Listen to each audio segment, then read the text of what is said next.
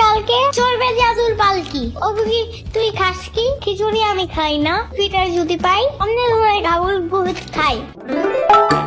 আগেই জানতাম কিছুই করতে পারবা না, থাক ব্যাপার না। একদিন ইয়ামিন ক্লাসে ছিল, ঠিক সেই মুহূর্তে টিচার ক্লাসে এসে বলে, শোনো বাচ্চারা, আগামীকাল আমরা সবাই মিলে মেট্রো রেল ভ্রমণে যাব। এই কথা শুনে ক্লাসের সব বাচ্চারা অনেক খুশি হয়ে যায়। ইয়ামিনও অনেক অবাক হয়। তখন ইয়ামিন তার টিচারকে বলে, সত্যি ম্যাডাম, আমরা কালকে মেট্রো রেলে উঠবো। আমি মেট্রো রেলের কথা অনেক শুনেছি, কিন্তু এখন আমার চড়া হয়নি মেট্রো রেলে। হ্যাঁ ইয়ামিন, সত্যি বলছি, কালকে সবাই একসাথে আমরা মেট্রো রেল যাত্রা করতে যাব।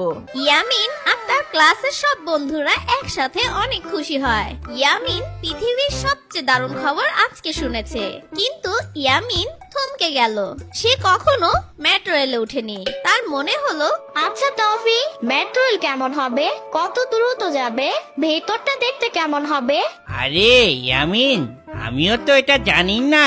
আমি তো কখনো মেট্রো রেলে উঠিনি, আমি কিভাবে বলবো বলো?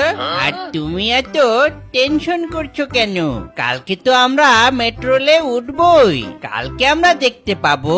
হ্যাঁ হ্যাঁ, good idea. I can do anything, and it's my new mission. পানির নিচে ডলফিন টাপে জঙ্গলের মতন হে যাবে জঙ্গলের মতন। পানির নিচে ডলফিন টাপে জঙ্গলের মতন হে যাবে জঙ্গলের মতন। স্কুল ছুটির পর ইয়ামিন বাড়ি আসে, আর বাড়িতে এসে দেখে বাসায় সবাই একসাথে। সেখানে শ্রাবণী, ইয়ামিনের মামা, ইয়ামিনের মা আর ইয়ামিনের বাবাও ছিল। তখন ইয়ামিন খুশি মনে বলে, আব্বু আম্মু, জানো কালকে আমাদের স্কুল থেকে মেট্রো রেল ভ্রমণে নিয়ে যাবে। আমার খুব খুশি লাগতেছে। ও তাই ইয়ামিন, তোমরা কালকে মেট্রো ভ্রমণে যাবে? হ্যাঁ সাম্বা, টিচার বলেছে আমাদের কালকে নিয়ে যাবে। সাম্বা, তুমি যখন মেট্রো রেলে প্রথম উঠেছিলে তোমার কেমন লেগেছে? হ্যাঁ ইয়ামিন, আমার খুব ভালো লেগেছে। আমি যখন প্রথমবার মেট্রো রেলে উঠি, যখন মেট্রো রেলের ভিতরে ছিলাম, তখন মনে হচ্ছিল যেন আমি আকাশে উঠছি। আর দরজাগুলো নিজের থেকে খুলে আবার নিজে থেকে আটকে যায়। ভেতরটা অনেক সুন্দর, উজ্জ্বল, ঝকঝকে আর পরিষ্কার। আর যখন ট্রেনটা ছুটতে শুরু করে, তখন এত জোরে ছুটে আমি তো ভয় পেয়ে গিয়েছিলাম। হঠাৎ আমার বুকের মধ্যে ধুরপুর ধুরপুর করছিল।